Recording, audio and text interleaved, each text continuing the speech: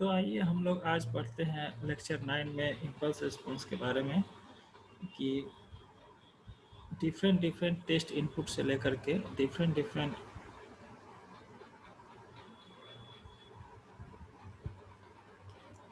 तो आज हम लोग पढ़ेंगे डिफरेंट इनपुट टेस्ट सिग्नल के लिए क्या रिस्पॉन्स होता है हमारा सिस्टम का और हम टाइम डोमेन एनालिसिस में देखेंगे उसको। तो हमारे पास कुछ डिफरेंट इनपुट टेस्ट सिग्नल होता है जिसके बारे में आप लैप्लास ट्रांसफॉर्म में पढ़ ही चुके होंगे कि इनके जो हमारा इम्पल्स सिग्नल होता है उसको हम लोग यहाँ पे हम लोग डिफाइन करते हैं RT से। जो हमारा इम्पल्स रिस्पॉन्स सिग्नल होता है वो RT इक्वल टू, यहाँ पे इसको हम लोग डेल्टा से नहीं दिखाते हैं क्योंकि एक्चुअली जब हम कंट्रोल सिस्टम में बात करते हैं तो जैसे हम लोग लिखते थे RS इनपुट CS आउटपुट, तो उसी तरह टाइम डोमेन में RT इनपुट और CT आउटपुट लिखते हैं। तो यहाँ पे RT इक्वल टू 1 जो हमारा इम्पल्स फंक्शन डिफाइन होता है T इक्वल टू 0 पे, और T नॉट इक्वल टू 0 पे 0 होता है। ये 1 क्या होता है? 1 एक्चुअली इसका एरिया होता है जिसको कि हम 1 से दिखाते हैं। उसी तरह स्टेप सिग्नल हमारा होता है RT इक्वल टू AUT, मतलब UT मतलब positive, UT equal to 1, T greater than 0 और क्या कहते हैं 0 फॉर T लेस देन 0, या फिर UT इक्वल टू A हो जाएगा अगर यहाँ पे A है तो, एम्पलीट्यूड A है तो ये हमारा UT डिफाइन हो गया। T ग्रेटर देन 0 पे 1 होता है, या फिर उस A अगर उसका मैग्नीट्यूड है, अगर हम AUT लिखेंगे तो A हो जाएगा, तो यहाँ से यहाँ तक कांस्टेंट रहेगा।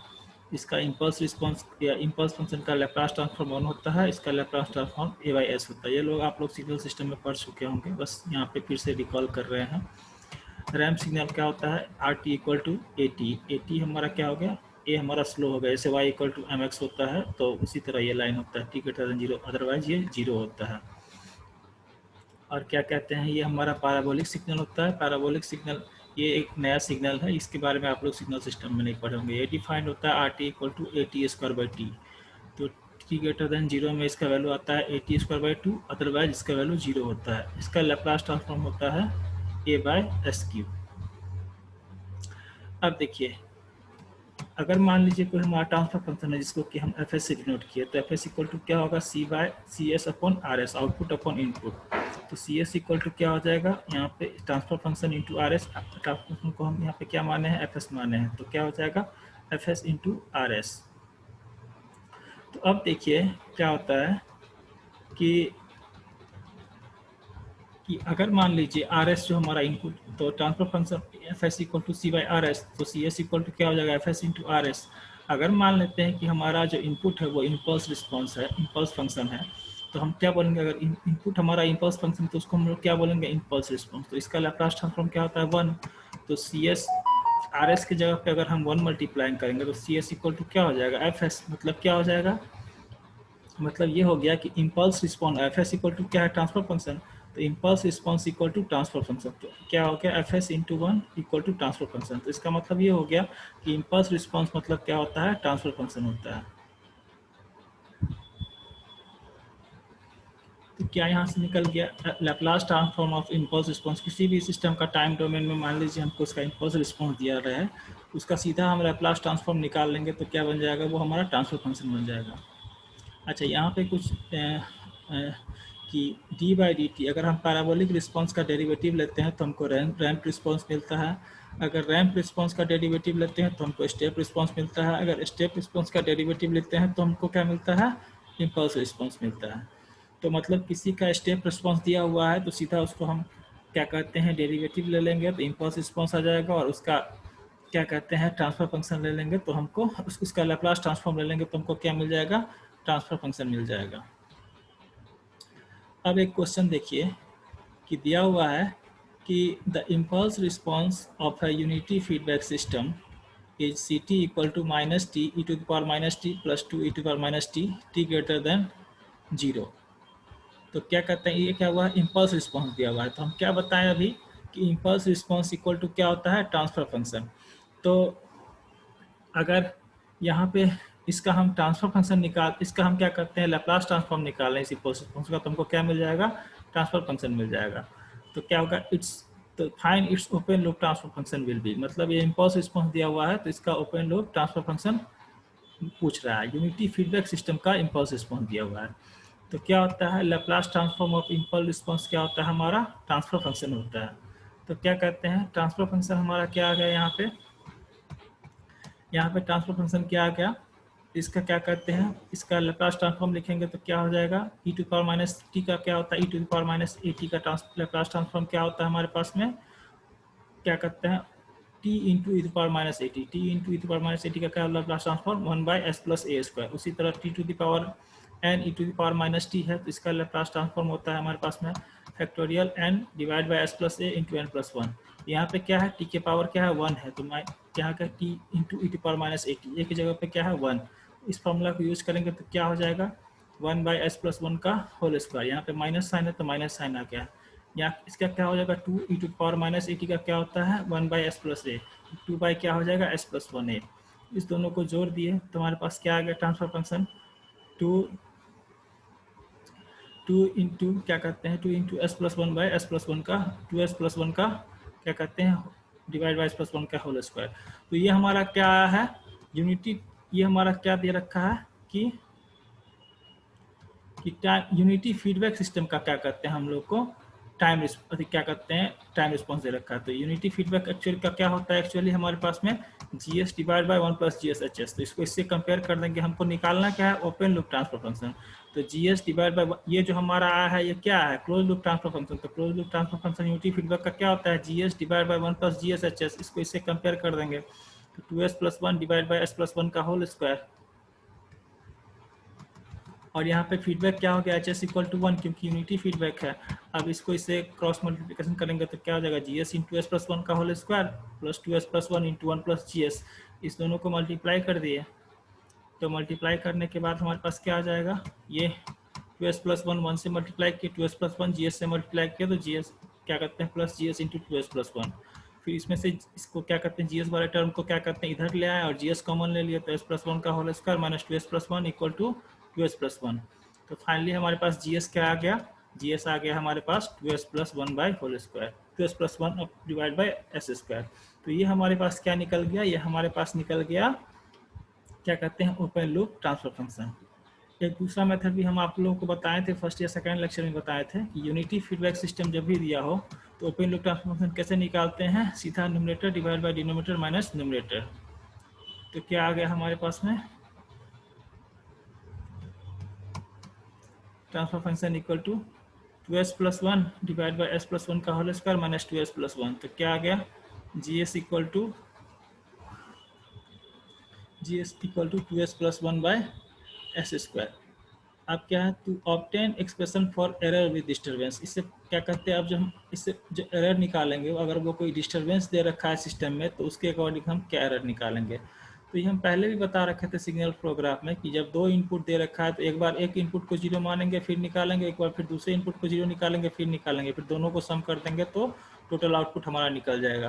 कुछ ऐसा ही यहाँ पे भी हम करने वाले हैं। यहाँ पे हम क्या करेंगे तो यहाँ पे क्या आ गया ई एस इक्वल टू क्या आ गया यहाँ पे ई एस इक्वल टू क्या आ गया, इधर से बी एस इधर से आर एस, माइनस का साइन है तो R S minus B S क्या आ गया हमारे पास में ई एस। तो ई एस का इक्वेशन लिख लिया जैसे इक्वेशन लिखे किए थे फर्स्ट या सेकंड लेक्चर में वैसे ही करेंगे यहाँ पे।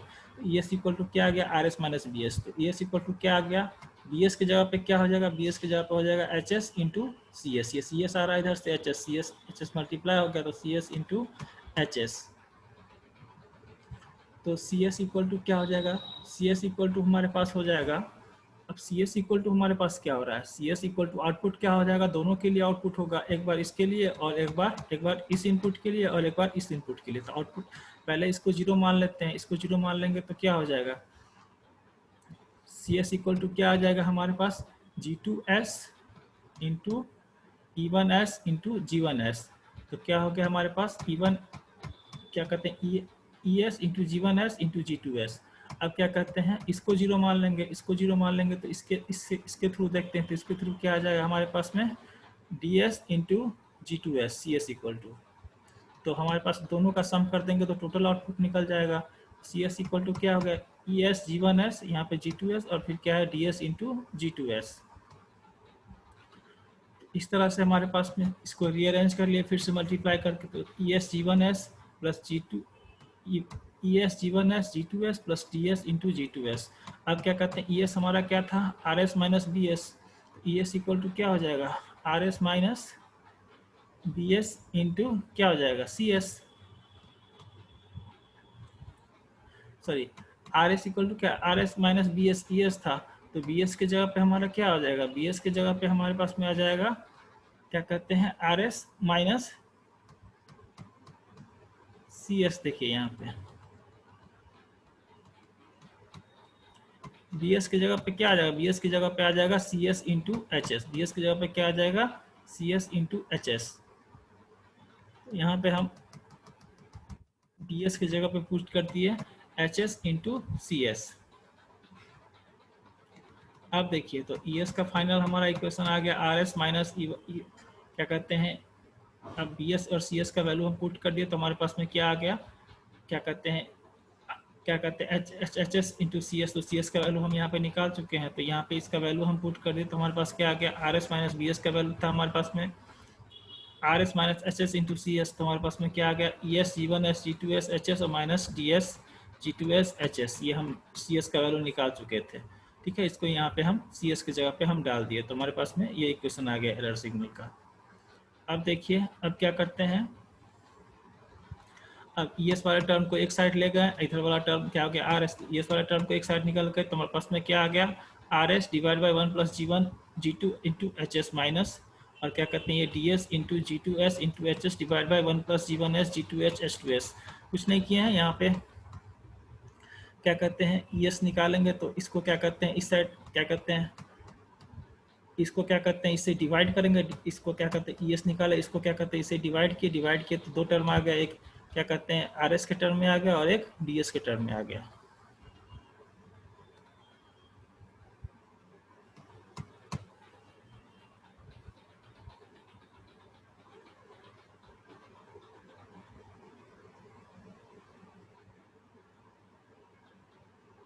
ये दो टर्म आ गया। अब क्या कहते हैं स्टेडी स्टेट एरर का क्या होता है, limit S tend to zero S into E S, तो यहाँ पे क्या हो जाएगा limit S tend to zero S divide by दोनों टर्म था R S divide by one plus G one G two S S और ये एक दूसरा टर्म था ये वाला, तो limit S tend to zero S D S G two S H S divide by one plus G one S G two S into H S.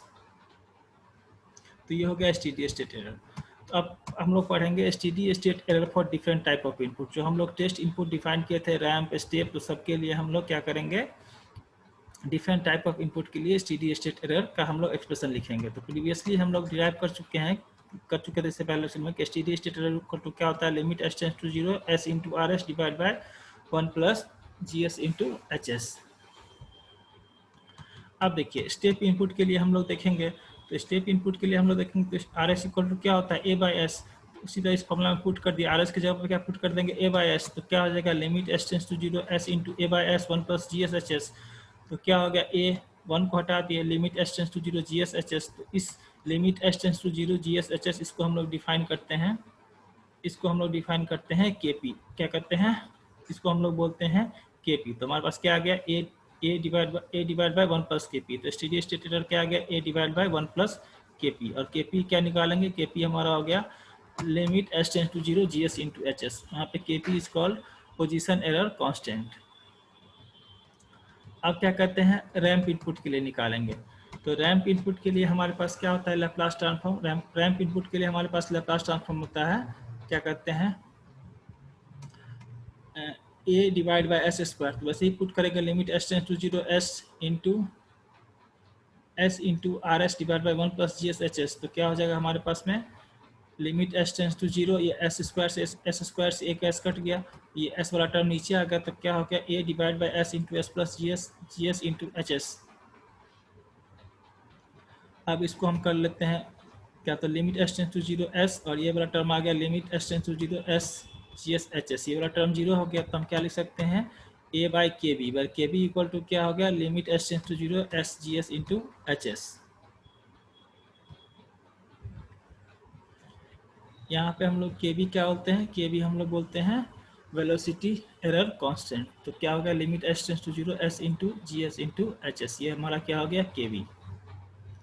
अब करते हैं पैराबोलिक इनपुट के लिए, तो पैराबोलिक सिग्नल का क्या होता है Laplace transform A by S cube, यहाँ पे steady state error limit S tends to zero S into R S divide by one plus G S H S, R S की जगह पर क्या पुट कर दिए A divide by S cube. तो हमारे पास आ गया ये एस क्यूब, एक एस कट गया, एस स्क्वायर बचा, तो हमारे पास क्या आ गया, एस स्क्वायर नीचे आ गया, तो A by limit S square plus limit S tends to zero S square क्या कहते हैं G S into H S. तो हमारे पास क्या आ गया, इस टर्म को हम लोग लिख देते हैं K, limit S tends to zero S square G S H S equal to क्या होगा, ए डिवाइड बाई के। तो K is called expression error constant, where K equal to क्या होगा, limit S tends to zero S square G S into H S. अब करते हैं steady state error for different types of input. तो type zero input, तो type कैसे निकालते हैं, हम बता दिए थे। टाइप कैसे निकालते हैं कि number of poles at origin in open loop transfer function. तो हमारे पास ये दिया हुआ है जी एस एच एस, ये क्या है, ओपन लूप ट्रांसफर फंक्शन दिया हुआ है। अगर दिया हुआ है टाइम कांस्टेंट के फॉर्म में के हमारा क्या है, डीसी गेन है, K into one plus T S divide by one plus T one S. यहाँ पे एस का कोई टर्म नहीं है, तो हम लोग क्या बोल सकते हैं, एस के पावर जीरो। तो मतलब कौन सा सिस्टम है ये, हमारा टाइप जीरो सिस्टम है। तो टाइप जीरो सिस्टम के लिए हम क्या करते हैं, स्टेप इनपुट निकालेंगे। तो R S equal to A by S, तो क्या होगा, E S S equal to S tends to zero S into A by S one plus ये हमारा जी एस एच एस है, K into S plus T S, अब S plus T one S. अब S का zero value put कर देंगे, तो ये जीरो हो गया, जीरो हो गया, तो क्या आ गया, A divide by one plus के, वन प्लस के। तो क्या करते हैं, स्टेप इनपुट के लिए टाइप जीरो सिस्टम में हमारा स्टेडी स्टेट एरर क्या आ गया, ए बाई वन प्लस के। मतलब यहाँ पे जो हमारा फाइनल वैल्यू जो अटेंड किया, तो उसमें ए बाई वन प्लस एक के का हमारे पास क्या आ रहा है, स्टेडी स्टेट एरर आ रहा है। अब क्या करते हैं, टाइप जीरो सिस्टम ही रैंप इनपुट के लिए कर रहे हैं। तो रैंप इनपुट का क्या होता है, हमारे पास में Laplace transform A by S square. तो हमारे पास स्टेडी स्टेट एरर कैसे निकालते हैं, limit S tends to zero S into R S divide by one plus G S H S. G S H S की जगह पर हमारा वैल्यू क्या दिया हुआ है, के one plus T S divide by one plus T one S. यहाँ पे S into A by S square, square से एस कट के यहाँ पे एक एस बचाइए, एस नीचे आ जाएगा, तो हमारे पास आ जाएगा इक्वेशन फाइनल। यहाँ पे एक ऐसा गया, तो S plus K S into one plus T S divide by one plus T one S. उसमें limit S tends to zero put करेंगे तो वैल्यू क्या आ जाएगा हमारे पास में, इनफाइनाइट आ जाएगा। इनफाइनाइट आ गया मतलब इनपुट ये थोड़ा टेढ़ा हो गया। इनपुट अगर हमारा रैम ऐसे सीधा है तो आउटपुट क्या हो जाएगा, बिल्कुल कभी बिल्कुल अपोज ऐसे हो जाएगा, इधर चला जाएगा। तो मतलब स्टेडी स्टेट एरर के क्या आ जाएगा, इनफाइनाइट आ जाएगा हमारे पास में। अब पैराबोलिक इनपुट के लिए देखते हैं। पैराबोलिक इनपुट के लिए लैप्लास ट्रांसफॉर्म हमारे पास क्या होता है, A divide by S Q. उसी तरह फिर स्टेडी स्टेट एरर का फॉर्मूला लगाएंगे, limit S tends to zero R S S into R S divide by one plus G S H S. S into R S के जगह पे क्या हो गया, A by S Q. G S H S की जगह पे क्या है हमारा, ये ओपन लूप ट्रांसफर फंक्शन दिया हुआ है, K into one plus T S divide by one plus T one S. तो इसमें limit S tends to zero, अब ये क्यू से एक एस कट गया, पूरा एस कट गया, तो यहाँ पे क्या बचा, एस स्क्वायर वाला टर्म नीचे आ जाएगा, तो क्या बच गया, A by S square plus K S square one plus T S divide by one plus T one S. इसका भी वैल्यू पुट करेंगे, limit S tends to zero, तुम्हारे पास क्या वैल्यू क्या आ जाएगा, इनफाइनाइट। तो पैराबोलिक इनपुट अगर इस टाइप का है तो ये बिल्कुल ऐसा है, कभी भी स्टेडी स्टेट पहुंचेगा ही नहीं, दोनों एक दूसरे के बिल्कुल अपोजिट जा रहा है। तो क्या होगा इसका, स्टेडी स्टेट एरर इनफाइनाइट, मतलब थोड़ा भी उसके करीब नहीं पहुंचेगा जो हमको स्टेडी स्टेट चाहिए।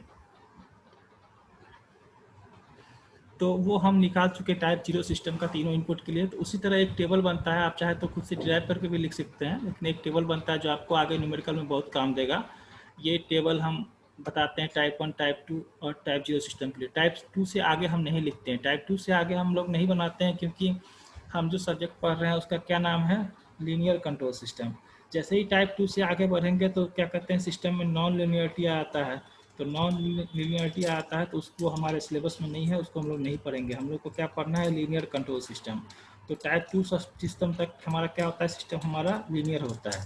टाइप टू के बाद हमारा सिस्टम नॉन लीनियरिटी उसमें डोमिनेंट हो जाता है, इसलिए उसको अभी हम लोग स्टडी नहीं करेंगे, वो हमारे सिलेबस में नहीं है।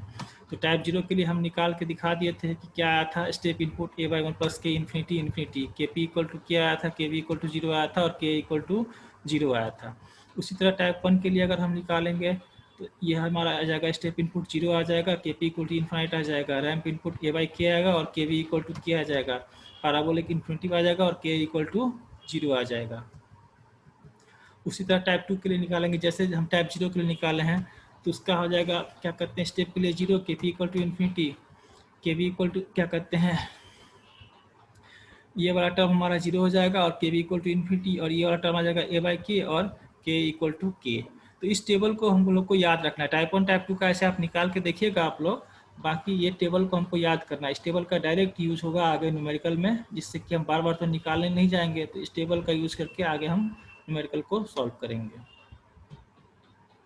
ऑब्जर्वेशन यहाँ से हमारे पास में क्या आया, E S S is inversely proportional to 1/k, मतलब जैसे जैसे गेन इंक्रीज करता है तो स्टेडी स्टेट एरर डिक्रीज करता है। तो मतलब कभी किसी भी सिस्टम का स्टेडी स्टेट एरर को हमको अगर हमको डिक्रीज करना है तो हम क्या करेंगे, गेन को इंक्रीज कर देंगे।